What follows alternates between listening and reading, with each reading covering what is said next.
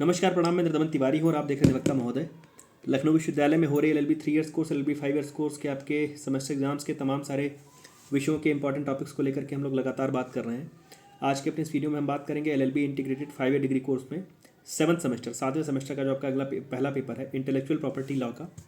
और intellectual property law के इस फर्स्ट पेपर में आपके पास पहली यूनिट में इंटेलेक्चुअल प्रॉपर्टी राइट्स के बारे में है, दूसरी यूनिट आपकी पेटेंट के बारे में है, तीसरी यूनिट भी पेटेंट के प्रोटेक्शन और इन्फ्रिंजमेंट के बारे में है और चौथी यूनिट आपकी ट्रेडमार्क्स एक्ट 1999 की है।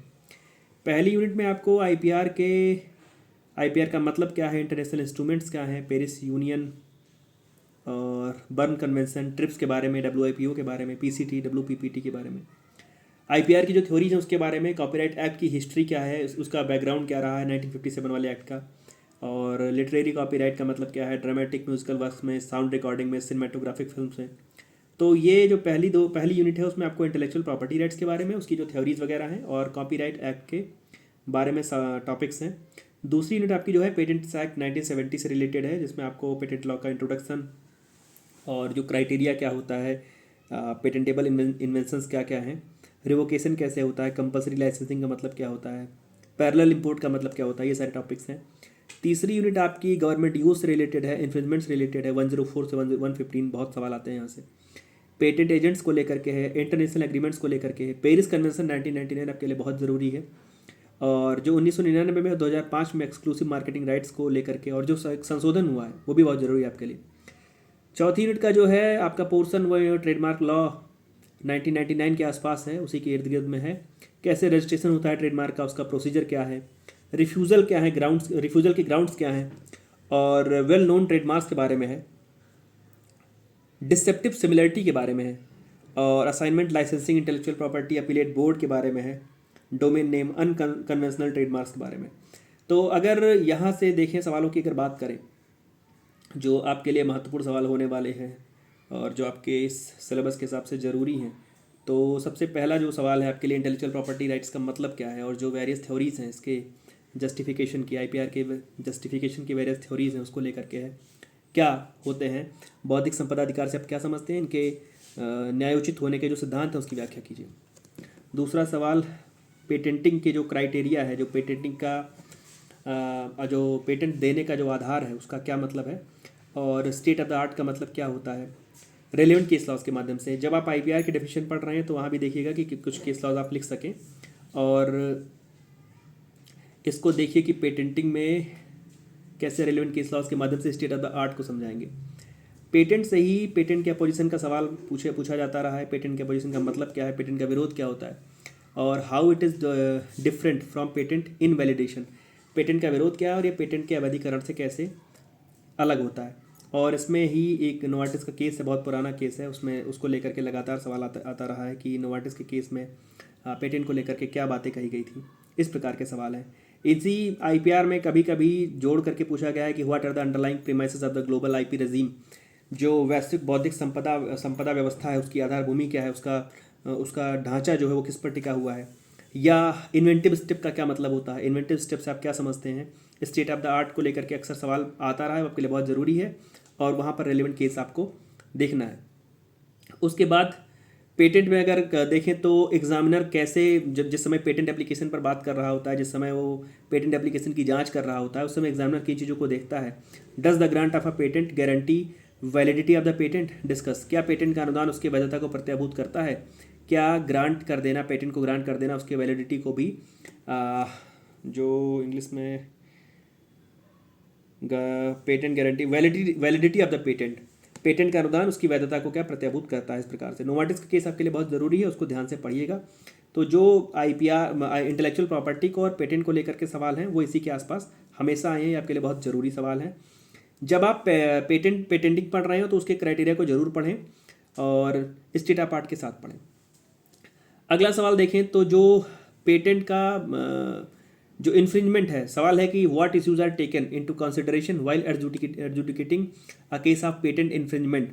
जिस समय पेटेंट के अतिलंघन से संबंधित मसले सुने जा रहे हैं उस समय न्याय निर्णय के समय न्यायालय को किन विषयों पर, किन बिंदुओं पर विशेष ध्यान देना चाहिए, और वो भी आपको जो रेलिवेंट केस लॉज हैं उसको उसके माध्यम से करने हैं। और नोवार्टिस का केस आप जिस समय पढ़ रहे होंगे उस समय आपको ये सारी की सारी चीज़ें क्लियर होकर के, स्पष्ट होकर के सामने आ जाएंगी। उसके बाद आगे देखें तो जो रेमेडीज़ हैं, जिस समय ट्रेडमार्क का इन्फ्रिंजमेंट हो रहा है उस समय कौन कौन से वेरियस क्रिमिनल रेमेडीज़ हैं, और उसको भी आप रेलिवेंट केस लॉज के साथ पढ़िए। जैसे सवाल है कि what are the various criminal remedies available for infringement of trademark, discuss in brief with the help of relevant cases. व्यापार चिन्ह के उल्लंघन के लिए क्या आपराधिक उपचार उपलब्ध हैं, संक्षेप में सुसंगत वादों द्वारा व्याख्या कीजिए। इस प्रकार का सवाल आने की उम्मीद है। एक स्टेटमेंट को लेकर के मुझे लगता है 2-3 बार ये सवाल आया। तो स्टेटमेंट है कि the question whether a trade name is likely to deceive or cause confusion by its resemblance to another already registered is a matter of first impression and one for decision in each case and has to be decided by taking an overall view of all circumstances। इस पूरे का पूरा जो आपको statement मिलेगा, उस statement को जब आप पढ़ेंगे तो वो आपको एक तरीके से इसी की जो थीम है उसी थीम के आसपास है। मींस वो सीधे सीधे ना पूछ करके कि ट्रेडमार्क का मतलब क्या है, वो आपसे एक प्रकार से ट्रेडमार्क की जो एक व्याख्या है उस व्याख्या के किस्म का एक सवाल दे करके और उसके बाद चीज़ें आपसे पूछे जाने की उम्मीद है। तो ट्रेडमार्क से, पेटेंट से यहाँ से सवाल आता रहा है। कॉपीराइट सोसाइटी को लेकर के कभी कभी शॉर्ट में छोटा एक टिप्पणी लिखने को आता रहा है। कॉपीराइट सोसाइटी का मतलब क्या होता है, कॉपीराइट के रजिस्ट्रेशन का मतलब और उसका इफेक्ट क्या होता है, और जो who is considered as owner of copyright, copyright का मालिक किसको माना जाता है, कॉपीराइट का ओनर किसको माना जाता है। और सवाल है कि कैन कॉपीराइट बी असाइंड, तो कैन कॉपीराइट बी असाइंड वाला सवाल जब भी पूछा गया है तो कॉपीराइट के साथ जोड़ करके पूछा गया है। तो जिस समय आप कॉपीराइट एक्ट पढ़ रहे हैं उस समय आप कॉपीराइट सोसाइटी और registration of copyright, its effect, और उसके बाद कि who is considered as owner of copyright under various instances can copyright be assigned, इस प्रकार का सवाल आप पढ़ करके आइए। सवाल है कि अगला सवाल आपके लिए जो जरूरी है कि what are the grounds of pre and post grant opposition to patent. जिस समय अपोजिशन टू पेटेंट वाली बात आप पढ़ रहे हैं उस समय प्री एंड पोस्ट ग्रांट आप जरूर पढ़िए कि वो पूर्व में उसकी स्थिति क्या है, बाद में क्या स्थिति है। जैसे सवाल है हिंदी में पढ़ें तो पेटेंट के अनुदत्त के पहले एवं बाद में किए जाने वाले विरोध के आधार क्या हैं। पेटेंट के अनुदत्त किए जाने के पहले और उसके बाद में क्या पेटेंट का रिवोकेशन हो सकता है, क्या उसका प्रतिसंहरण हो सकता है, यदि हाँ तो किस आधार पर। इस प्रकार के सवाल आपसे पूछे जाने की उम्मीद है। ट्रेडमार्क, मैंने कहा कि ट्रेडमार्क के रजिस्ट्रेशन को लेकर के ध्यान से पढ़िएगा, ट्रेडमार्क के एसेंशियल फीचर्स को ध्यान से पढ़िएगा और ट्रेडमार्क की परिभाषा क्या है उसको भी ध्यान से पढ़िएगा। और उसके बाद ट्रेडमार्क का जो इन्फ्रिंजमेंट है उसको लेकर के सवाल आपको देख करके आना है। उसके बाद हम आगे बढ़ें तो जो सवाल है आपका अगले एक्ट से, जियोग्राफिकल इंडिकेशंस जो है, जियोग्राफिकल इंडिकेशन एक्ट जो 1999 का है, 1999 का है, उसमें उससे आपके लिए बहुत जरूरी सवाल है कि what are the criterions of protection to geographical indications in geographical indications act 1999। भौगोलिक उपनिदर्शन अधिनियम 1999 के अधीन भौगोलिक उपनिदर्शन के संरक्षण हेतु कौन कौन से मापदंड प्रावधानित किए गए हैं। आपको सवाल ये पढ़ करके आना है कि जीआई एक्ट में कौन कौन से ऐसे मापदंड हैं, पैरामीटर्स हैं जिसके माध्यम से जीआई का जो संरक्षण है, जो जियोग्राफिकल इंडिकेशंस आप सुनते हैं उसका जो संरक्षण है वो तय किया जाता है। अब जैसे उसमें इस प्रकार का सीधा सवाल ना पूछ करके एक प्रॉब्लम जैसा सवाल पूछा गया है कि an Indian liquor company which specialises in manufacturing and blending of liquor markets a new liquor as Indian Scot shall it be hit by geographical indications act 1999 discuss with relevant case. तो जिस समय आप GI के बारे में पढ़ रहे हो तो ये भी जानिए कि जीआई किसको मिलता है और जब अगर जीआई मिल गया तो उसके पास क्या क्या अधिकार आ जाते हैं, कैसे उसका संरक्षण होता है। ट्रिप्स आपके लिए जरूरी है, ट्रिप्स पर टिप्पणी अक्सर पूछी गई है। ट्रिप्स का मतलब क्या है, ट्रिप्स की जो संधि बोले या ट्रिप्स का जो कन्वेंशन बोले वो क्या है। प्रोडक्ट पेटेंट को लेकर के आपसे शॉर्ट में छोटे में कभी टिप्पणी पूछी गई है तो उसको भी कायदे से पढ़ लीजिएगा। इसके अलावा जो चीज़ें आपकी बच रही हैं, जैसे कभी कभी जो छोटी टिप्पणी जिसमें पूछी जाती रही है, वीआईपी संधि को लेकर के वीआईपीज लिख करके आपके सिलेबस में होगा। सर्टिफिकेशन ट्रेडमार्क को लेकर के,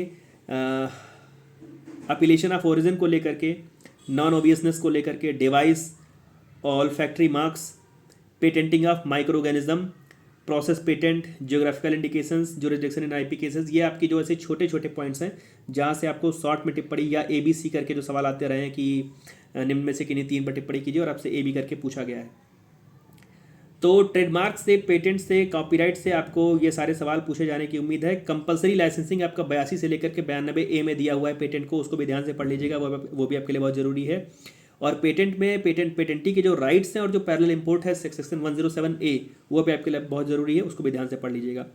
ट्रेडमार्क्स में जिस समय आप रजिस्ट्रेशन पढ़ रहे हैं, जिस समय आप प्रोसीजर पढ़ रहे हैं और ग्राउंड्स ऑफ रिफ्यूजल पढ़ रहे हैं, वहाँ पर एक बिंदु है कि डिसेप्टिव सिमिलैरिटी। डिसेप्टिव सिमिलैरिटी का मतलब क्या होता है, उसके साथ जोड़ करके जरूर पढ़ लीजिएगा। कभी कभी ट्रेडमार्क वाले सवाल में डिसेप्टिव सिमिलैरिटी को जोड़ करके सवाल पूछा गया है। और डोमेन नेम वगैरह ट्रेडमार्क आप जिस समय पढ़ रहे हैं, तो इतना सवाल मुझे लगता है जरूरी है आप। और हाँ, कॉपीराइट एक्ट हुआ, इंटेलेक्चुअल प्रॉपर्टी राइट एक्ट हुआ, पेटेंट एक्ट हुआ, या आपका ट्रेडमार्क लॉ जो है, ट्रेडमार्क एक्ट जो 1999 का है, इसको जिस समय आप पढ़ रहे हो तो इसका हिस्टोरिकल बैकग्राउंड जरूर पढ़ लीजिए कि किस परिस्थिति में ट्रेडमार्क एक्ट आया, किस परिस्थिति में पेटेंट एक्ट आया, किस परिस्थिति में आईपी एक्ट आया। तो थोड़ी सी उसकी थीम आपके समझ में आती है, और सबका आप बाकायदा बारीक से लेकर के मोटा जो भी अंतर है कि ट्रेडमार्क का, पेटेंट का, कॉपीराइट का और आईपी का मतलब क्या है, इसमें अंतर क्या क्या है, वो सब आप पढ़कर आइए, तो आपका ये पेपर बढ़िया हो जाएगा। मुझे लगता है यहाँ से सवाल आपको सारे मिल जाएंगे। जो भी आपका अगला पेपर होगा उसकी वीडियो को लेकर के मैं जल्दी आपके समक्ष उपस्थित हो जाऊँगा। तब तक जुड़े रहिए मेरे साथ। धन्यवाद, प्रणाम।